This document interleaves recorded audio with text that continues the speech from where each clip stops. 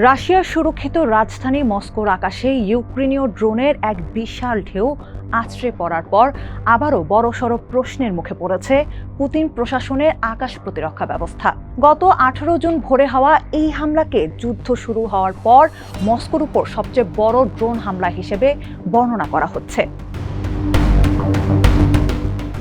সিএনএনের প্রতিবেদনে বলা হয়, ইউক্রেনের ড্রোন হামলা ঠেকাতে মস্কোর ব্যস্ত একটি মহাসড়কে দাঁড়িয়ে রুশ সেনারা কাঁধে বহনযোগ্য আকাশ প্রতিরক্ষা ব্যবস্থা থেকে হন্যে হয়ে গুলি ছুটছেন।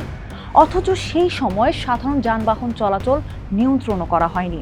আতঙ্কে সাধারণ মানুষকে বাজারের একটি ভবনের দিকে ছুটে পালাতে দেখা যায়, যার উপর কিছুক্ষণের মধ্যে একটি ড্রোন আছড়ে পড়ে।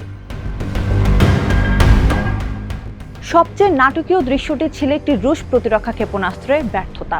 ইউক্রেনীয় ড্রোনকে লক্ষ্য করে ছোড়া রুশ মিসাইলটি লক্ষ্যভ্রষ্ট হয়ে উল্টো রাশিয়ারই একটি তেল সংরক্ষণাগারে আঘাত হানে।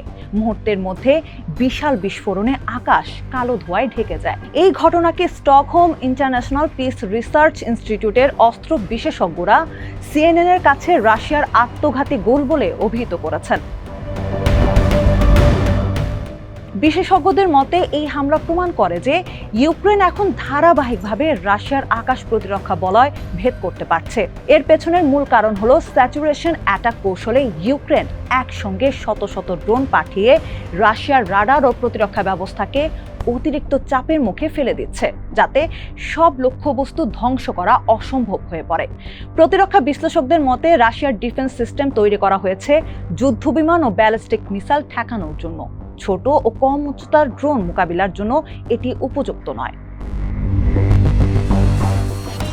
এছাড়া আন্তর্জাতিক নিষেধাজ্ঞার কারণে রাশিয়া আধুনিক প্রযুক্তি ও চিপ পাচ্ছে না। ফলে উৎপাদন বাড়লেও নতুন ধরনের ড্রোন হুমকি মোকাবিলার প্রযুক্তি তারা তৈরি করতে পারছে না।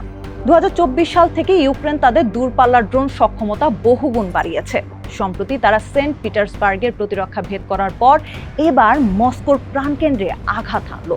এই ক্রমবর্ধমান ড্রোন আতঙ্কের কারণে এবার মস্কোর ঐতিহাসিক রেড স্কোয়ারের বিখ্যাত বিজয় দিবসের সামরিক কুচকাওয়াজ সীমিত করতে বাধ্য হয়েছে ক্রেমলিন। সেখানে কোনো সামরিক সরঞ্জাম প্রদর্শন করা হয়নি, যাকে পুতিন প্রশাসনের জন্য বড় এক মনস্তাত্ত্বিক পরাজয় হিসেবে দেখা হচ্ছে। বিশ্লেষকদের মতে ইউক্রেনের উন্নত আক্রমণ সক্ষমতার সামনে রাশিয়ার পুরনো আকাশ প্রতিরক্ষা ব্যবস্থা শতভাগ নির্ভরযোগ্য নয়। ফলে রুশ সামরিক পরিকল্পনাকারীদের সামনে এখন সব বিকল্পই কঠিন হয়ে পড়েছে এবং তারা এখন কেবল সবচেয়ে কম ক্ষতিকর সমাধান খুঁজছে।